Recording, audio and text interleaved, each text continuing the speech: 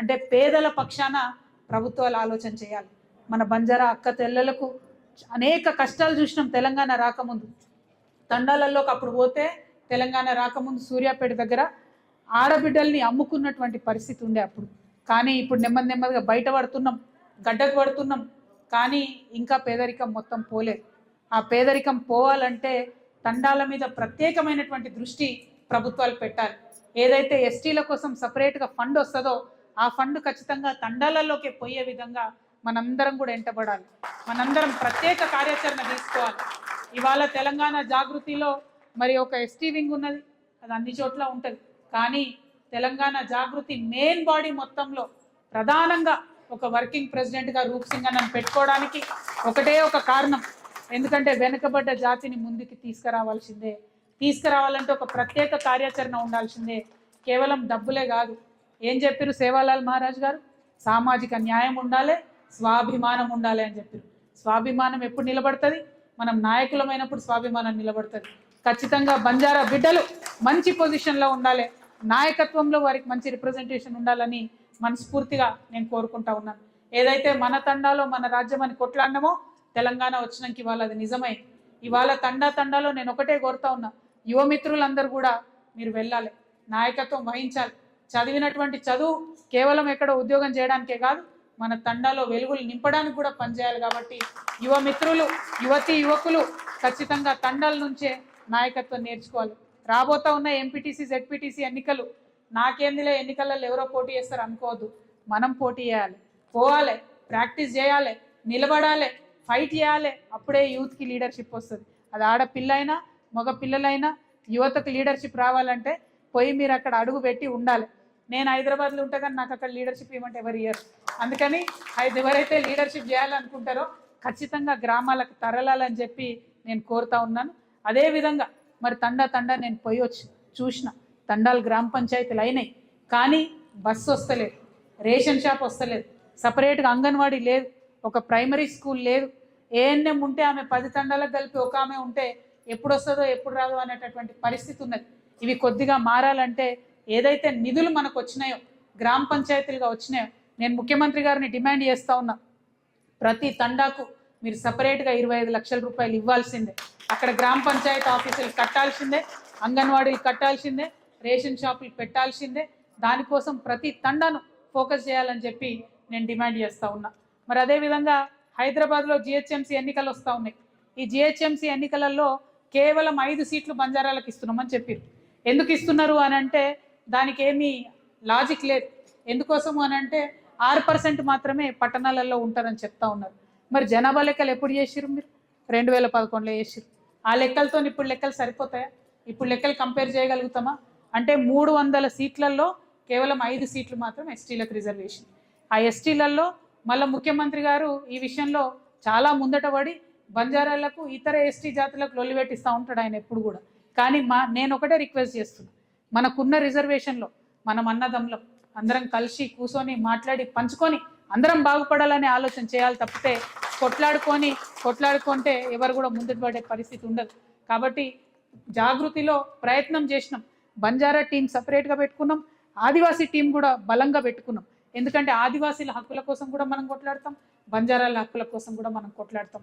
అందరం సమంగా కలిసి ముందుకెళ్లాలనేటటువంటి ఆలోచన చేద్దాం దయచేసి. దానికోసం నేను కోరేది ఒకటే, ఏదైతే ముఖ్యమంత్రి గారు మరి ఈ పంచాయతీలు పెట్టుడు బంద్ చేసి ఎంత రిజర్వేషన్ ఏదైతే 10% జీవో 33 ప్రకారం ఇచ్చిండ్రో ఆ రిజర్వేషన్ ఇవాళ అమలవుతుందా లేదా ఒక వైట్ పేపర్ ఇవ్వాలని చెప్పి నేను డిమాండ్ చేస్తున్నా. పోయిన 2.5 సంవత్సరాల్లో 10% లెక్కన అడ్మిషన్స్ వచ్చినాయా? 10% లెక్కన ఉద్యోగాలు వచ్చినాయా? 10% లెక్కన ప్రమోషన్స్ వచ్చినాయా అన్న విషయాన్ని ప్రజలకు తెలిసేలాగా చెప్పాలని చెప్పి నేను డిమాండ్ చేస్తూ ఉన్నా. ఇంకొక మాట, ఇందాక మనం అనుకున్నట్టు సేవాలాల్ గారు ఎప్పుడు స్వాభిమానం గురించి మాట్లాడి, స్వాభిమానం అంటే ఏంది? మన సాంస్కృతిక ప్రతీకలు మన రాజధానిలో ఉండాలి. మన సంస్కృతికి సంబంధించి మనం ఆరాధ్య దైవంగా భావించే సేవాలాల్ గారు హైదరాబాద్లో ఉండాలి. కానీ ముఖ్యమంత్రి గారు అచ్చంపేట అడవులలో కడతా అంటుండు 20 ఎకరాలు పెట్టి, అక్కడ కూడా ఇవ్వండి, కానీ హైదరాబాద్లో మా జాగా మాకు ఉండాల్సిందే, హైదరాబాద్లో సేవాలాల్ గారి విగ్రహం ఉండాల్సిందే అని నేను కోరుతా ఉన్నా. ఇంకొక మాట, స్వాభిమానం అంటే, రాజకీయ ప్రాతినిధ్యం అంటే ఇది నిజంగా ఈ గవర్నమెంట్ ఎంత దారుణం అంటే ఉమ్మడి ఆంధ్రప్రదేశ్ చరిత్రలో ఎన్నడూ కూడా లంబాడాస్ మినిస్టర్ లేకుండా లేరు. కేవలం రేవంత్ రెడ్డి గారి ప్రభుత్వంలో మాత్రమే లంబాడాలకు మంత్రి పదవి రాలేదు. ఖచ్చితంగా లంబాడాలకు మంత్రి పదవి ఇవ్వాలని చెప్పి నేను డిమాండ్ చేస్తూ ఉన్నాను. అదేవిధంగా మరి చాలా మాటలు ఇచ్చిరుగో ఈ పేజ్ నిండా మాటలు చెప్పిండ్రు ఎన్నికల ముందు. ఏమని చెప్పిండ్రు? మనకు ఎప్పుడైతే కాంగ్రెస్ పార్టీ అధికారంలోకి వస్తే ప్రతి కుటుంబానికి 12 లక్షల రూపాయలు ఇస్తామని చెప్పింది. ఎక్కడన్నా వచ్చిందా? ఎవరికన్నా వచ్చిందా? ఆగాక బారాబారాలా రాలే కదా, మరి ఇయ్యాలే కదా.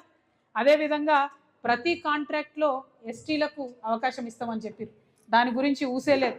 అదేవిధంగా ఇందిరమ్మ ఇండ్ల పథకం ఇస్తే జాగా ఇచ్చి జాగాతో 6 లక్షలు ఇస్తామని చెప్పారు.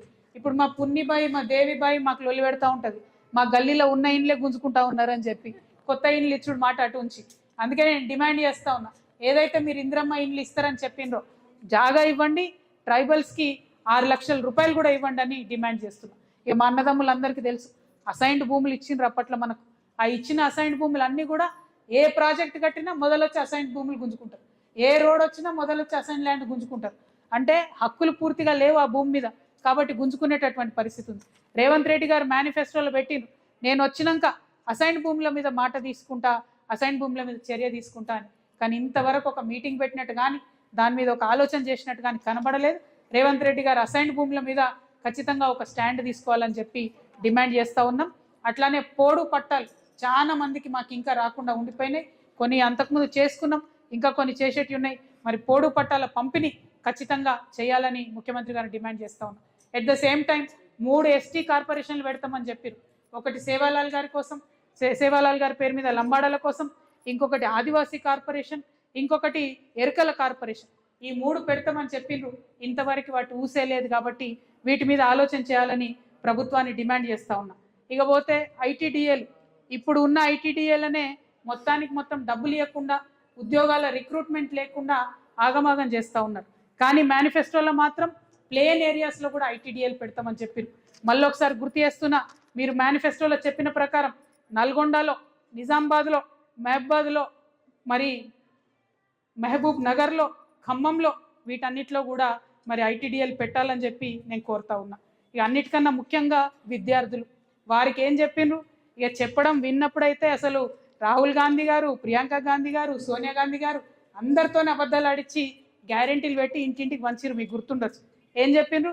విద్యాజ్యోతి పథకం కింద 10వ తరగతి పాస్ అయితే 10,000, ఇంటర్మీడియట్ పాస్ అయితే 15,000, డిగ్రీ పాస్ అయితే 25,000, పీజీ చేస్తే 1,00,000 రూపాయలు, ఎంఫిల్ చేస్తే 5 లక్షల రూపాయలు. వచ్చినాయా ఎవరికైనా పిల్లలు? ఇంతమంది స్టూడెంట్స్ వచ్చినాయా?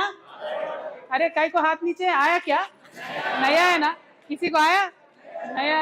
నేనేమంటున్నా అంటే ఇన్ని హామీలు చేసి ఒక్క హామీ కూడా ఎస్టీలకు చేయనటువంటి ముఖ్యమంత్రి గారు ఇవాళ సేవాలాల్ మహారాజ్ గారు విఘ్నతనివ్వాలి, సేవాలాల్ మహారాజ్ గారు వారి మతిమరుపును పోగొట్టాలని చెప్పి నేను మనస్ఫూర్తిగా కోరుతా ఉన్నా. ఇక ఇంకొక మాట, నిన్న మొన్న ఎన్నికలలో ఏం చేసిండ్రు? కాంగ్రెస్ పార్టీ చాలా సీట్లు గెలుచుకున్నామని వాళ్ళు గొప్పలు చెప్తున్నారు. బీఆర్ఎస్ పార్టీ కొన్ని సీట్లు గెలిచింది. మేము జాగృతోళ్ళం ఒక సీటు గెలిచినాం, ఒక చైర్మన్. రాత్రికి రాత్రే ఆ చైర్మన్ను సీఎం గారు పిలిపించుకొని కలిసారు. అంటే నేను ఏం అడుగుతా ఉన్నా అంటే కనీసం ఈ రాష్ట్రంలో ప్రతిపక్షం ఉండొద్దా? అసలు 1 సీటు 2 సీట్లు వస్తే కూడా మీకు బోల్డెన్ సీట్లు వచ్చినాయి, 70-80 వచ్చినాయి. ఇంకా ఆగడెందుకు ముఖ్యమంత్రి గారు మీకు? అంటే ఇదేం ప్రజాస్వామ్యం నాకు అర్థమవుతలేదు. పిలిపించుకొని వాళ్ళని కలుసుడు. ఇక్కడ కాంగ్రెస్కు ఎన్నికైనటువంటి అభ్యర్థులు ఆలోచన చేసుకోవాలి. మిమ్మల్ని కలిసిందా మీ ముఖ్యమంత్రి గారు? మిమ్మల్ని కలుస్తలేడు, మొదలు పక్క పార్టీ వాళ్ళని కలుస్తున్నాడు. ఆ విషయం ఆలోచన చేసుకోండి. కాంగ్రెస్ కార్యకర్తలారా మీరు ఆలోచన చేయండి. మీ పార్టీ సీఎం మిమ్మల్ని కలవకుండా పక్క పార్టీ వాళ్ళకి మాత్రం మర్యాద ఇచ్చి మొదటి రోజే కలిసి దండలేసి మీ అభివృద్ధికి నిధులు ఇస్తున్నామని చెప్తున్నారు. మరి మీ సంగతి ఏంది? మీరు ఓటర్లకు చెప్పిన మాటల సంగతి ఏంది? ఇట్లా చేసే బీఆర్ఎస్ వాళ్ళు అధికారం కోల్పోయారు. ఇట్లా చేసే ప్రతిపక్షాలు ఉండొద్దు, వేరే వాయిస్ ఉండొద్దు